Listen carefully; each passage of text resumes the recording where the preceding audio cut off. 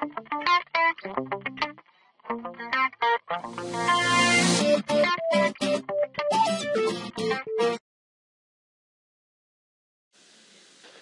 jugé bon de faire cet additif pour que vous ne soyez pas surpris de certaines choses qui vont apparaître, de certains dysfonctionnements qui vont apparaître à partir des codes que nous avons fait dans la vidéo précédente.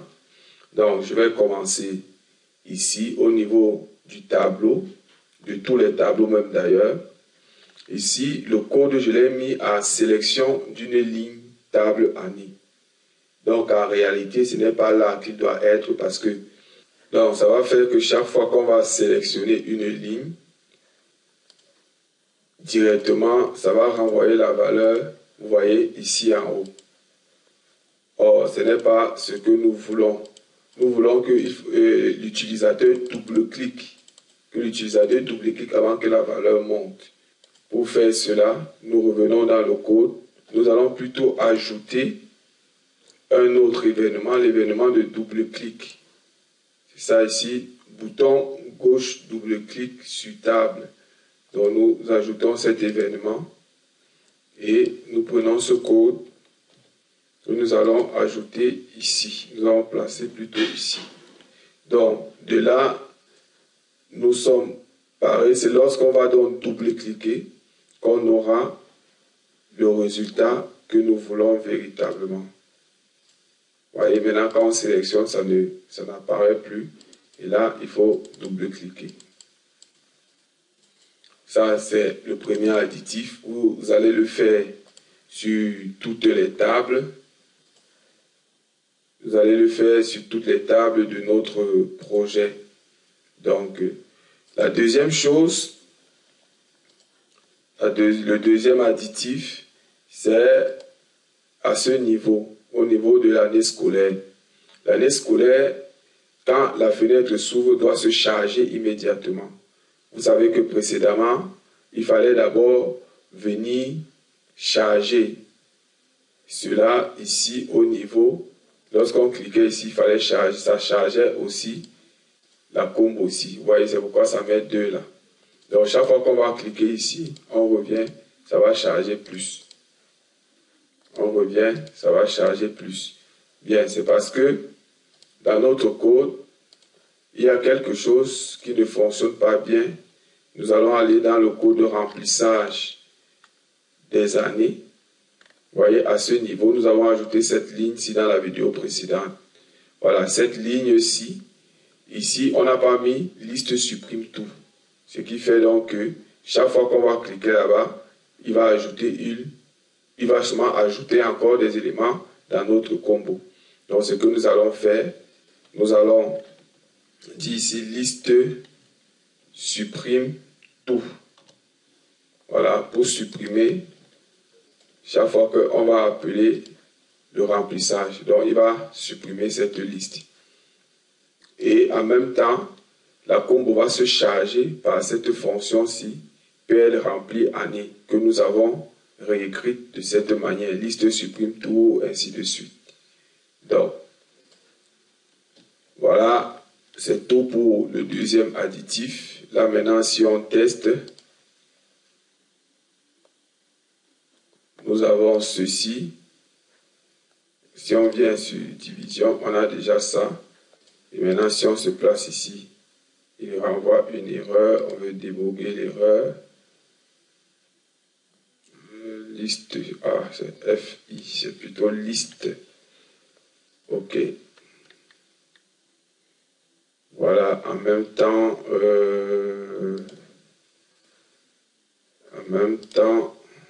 on va se mettre ici. Nous allons ajouter ici à la fin, liste select plus. Dans notre combo année trimestre, select le premier enregistrement. Donc ceci, c'est pour nous permettre que la combo ne soit pas vide. Chaque fois qu'on va vider et remplir la combo, elle sera toujours pleine. Donc on teste. Donc paramètres généraux. Vous voyez, la combo sélectionne toujours une ligne. Voilà.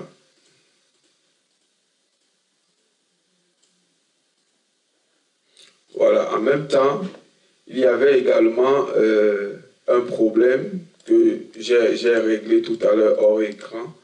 C'est lorsque on sélectionnait ici, il prenait plutôt le premier indice, c'est-à-dire le premier élément.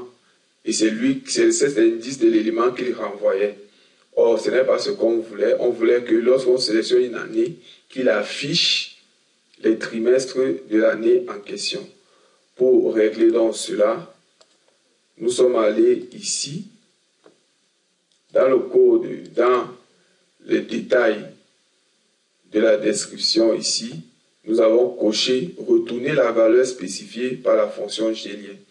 Donc, on demande à la combo de retourner la valeur que nous avons placée dans la fonction Gélien ici. Donc, il va plutôt retourner l'identifiant de l'année au lieu de nous retourner l'indice de la ligne sur la combo année. Bien, c'est le deuxième additif qu'il fallait régler. Le troisième additif, c'est au niveau de cet interrupteur. En fait, l'interrupteur ici est là pour nous déterminer quel est le trimestre qui est en cours, par exemple, ou quelle est l'année qui est en cours.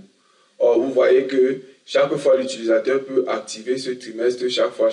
Et ce n'est pas à ce résultat que nous voulons, que ce soit pour les trimestres ou pour les années. Nous ne voulons pas arriver à ce résultat. Ce que nous voulons, à la fin, c'est connaître quelle est l'année en cours. Et l'année en cours, c'est l'année qui est activée.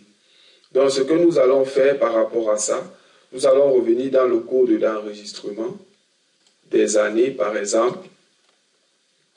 Et à ce niveau-ci, nous allons déterminer, placer un autre code.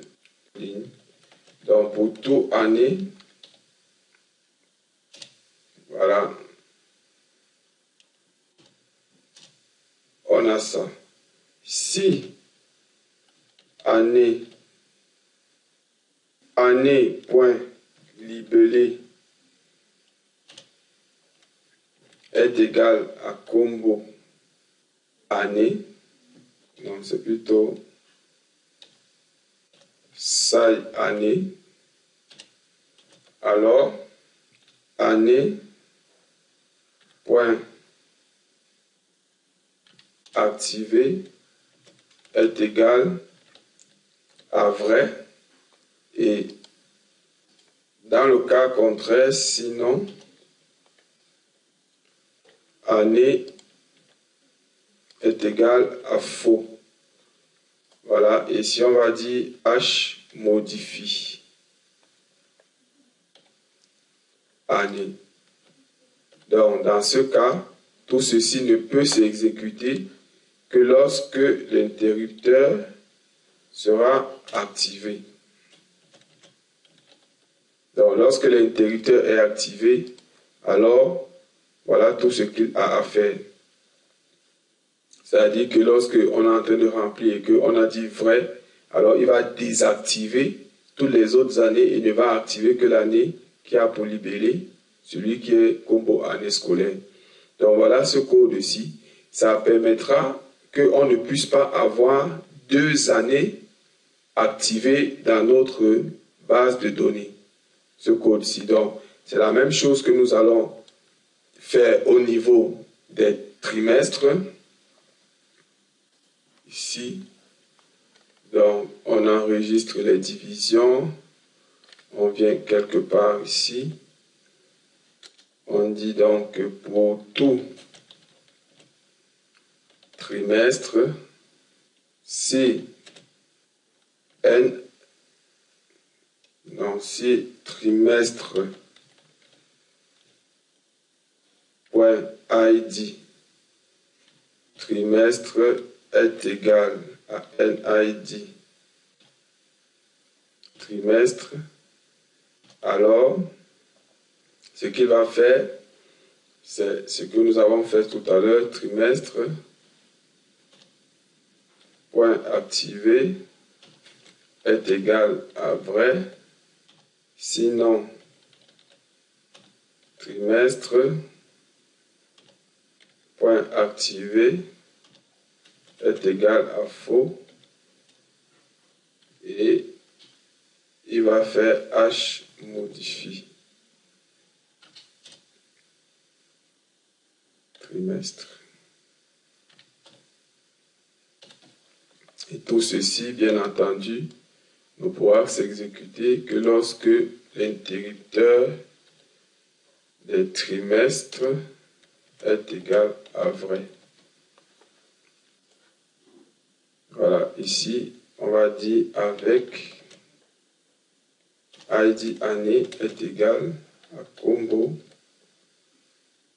année trimestre. Ceci pour qu'il ne puisse faire cette modification que dans les trimestres qui concernent cette année-ci. Bien, c'était là le troisième additif de notre fenêtre. Bien, maintenant nous pouvons tester tout ça.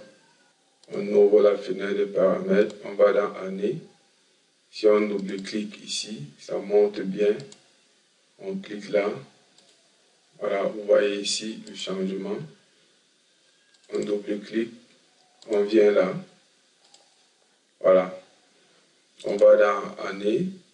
Lorsqu'on sélectionne ici, voilà, on a ceci. Lorsqu'on clique là, voilà, vous voyez. Donc là, il n'y a pas 2 trimestres ou 2 années qui peuvent être activés au même moment. OK. Le quatrième additif, c'est cette partie. Je croyais que les gars avaient monté ça, mais je n'ai pas vu ça dans la vidéo précédente. Donc, c'est cette partie-ci. Lorsque nous avons déclaré les variables globales de structure, des tableaux de structure, maintenant, ici, nous avons écrit cette procédure globale qui charge donc les différents tableaux de structure ici. Donc, ces procédures-ci, je ne les ai pas vues dans la vidéo précédente, donc nous allons essayer de les définir également. Donc, nous avons PGTab année qui fait quoi? Qui vient ici, on définit un tableau de type année et on dit donc pour toutes les années suivies dans le libellé, voilà, on définit une instance, on charge l'instance avec fichier vers mémoire, on charge l'instance et ici tableau ajoute, on ajoute donc l'instance dans le tableau qu'on a défini et on renvoie le tableau. Donc c'est pareil pour les divisions ici, on a fait pareil, on définit un tableau division, on définit une instance, on va dans le tableau, dans les fichiers des trimestres, on charge en mémoire le premier trimestre dans l'instance et on ajoute dans le tableau, on renvoie le tableau. Donc, c'est la même chose dans les cycles que nous avons fait ici. C'est pareil dans les niveaux, c'est pareil dans les barèmes, c'est le même code en fait. C'est pareil dans les groupes. Voilà. Donc, c'est cette partie qu'ils n'ont pas ajoutée. C'était le quatrième additif que nous voyons ici dans les différentes procédures que nous avons placées au code d'initialisation du projet. Après qu'on soit connecté à la base de données, la chose suivante, c'est que nous chargeons les variables de structure, les variables tableau de structure globale que nous avons définies. Maintenant, il y a aussi, en guise de cinquième additif, où je me suis même déjà égaré dans le nombre des additifs. En tout cas, l'additif suivant, c'est celui qui gère le GST année en cours. Donc, pour gérer l'année en cours. Cela se fait ici au niveau de PGTab. Voilà. Donc, on vient ici. Qu'est-ce qu'on va faire? Pendant qu'il sera en train de charger ce tableau, donc, si l'année activée est égale à vrai, alors nous allons dire que le GST année en cours est égal à ST année. Voilà, avant de l'ajouter. Donc, voilà notre code. Donc, on récupère l'année en cours et on ajoute. Maintenant, ça va faire que au niveau de notre combo trimestre, ici, lorsque nous allons remplir cette combo est égale à GST année en cours.id année. Voilà. On lui donne cette valeur pour que lorsque la combo s'ouvre, elle sélectionne directement l'année en cours. Et si elle sélectionne l'année en cours, on va donc lui dire exécute traitement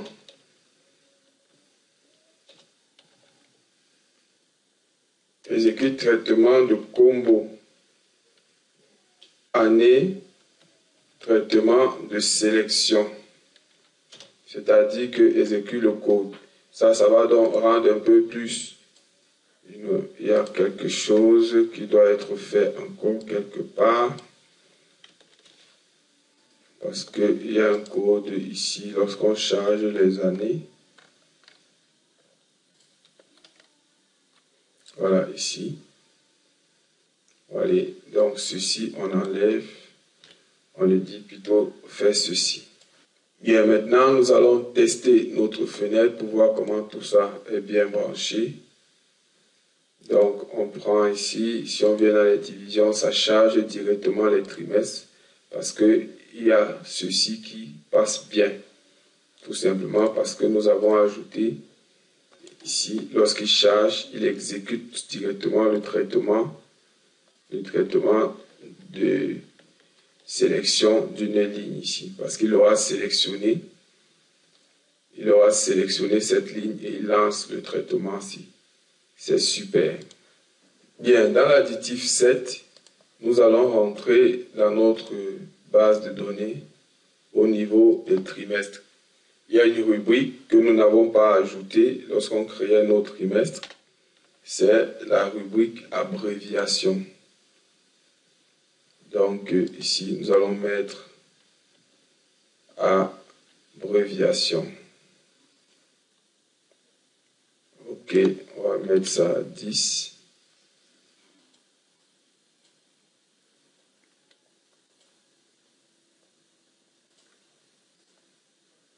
Ok, ici donc, on va mettre à jour notre fichier.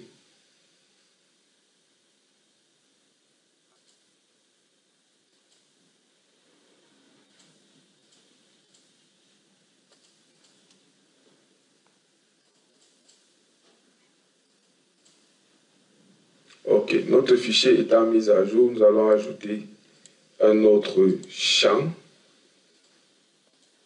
dans notre fenêtre que nous allons appeler abréviation.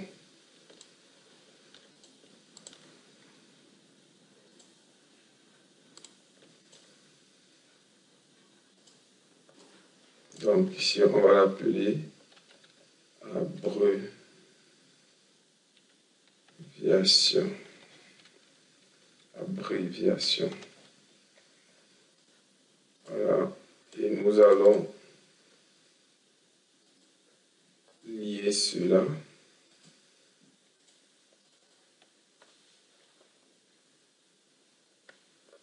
Nous allons lier cette abréviation avec ici. Ce sera tout en majuscule. On va mettre à 10. Ici, c'est abbreviation.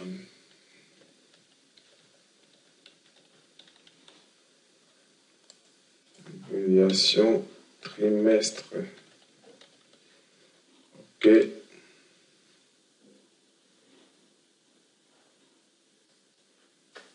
Bien, on va ajouter également ça dans le tableau.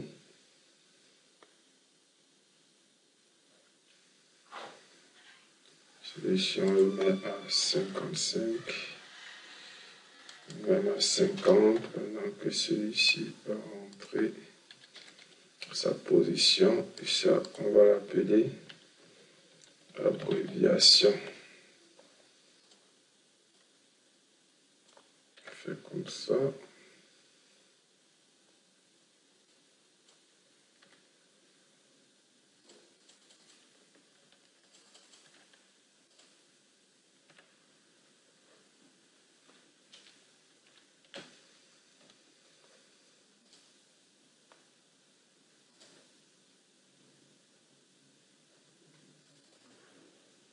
Ok. Donc voilà. Maintenant, dans le code de remplissage, on va juste ajouter une ligne qu'on va appeler abréviation. Bien celui-ci, on va l'appeler comme ça n'existe pas. Comme ça n'existe pas dans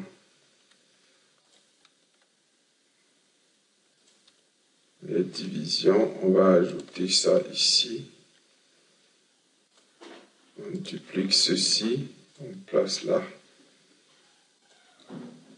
Ok, tout est bon. On revient. Donc, ok, dans le code du tableau ici, on va ajouter ça. L'abréviation sera égale à la colonne des abréviations. Il faut également que dans le bouton enregistrer, nous puissions dire que tu vas supprimer, tu vas vider également ce champ. Ok, je crois que tout est bon, on peut tester.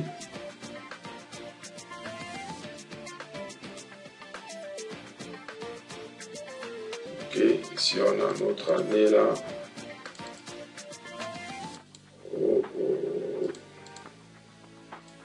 a un petit problème.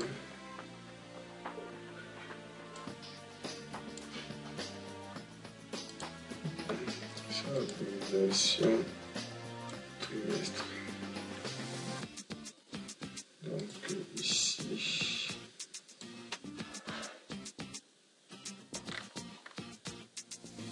l'organisation trimestre.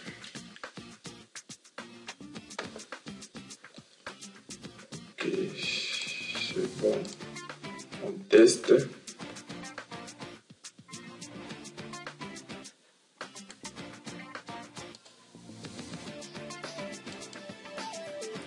Ok.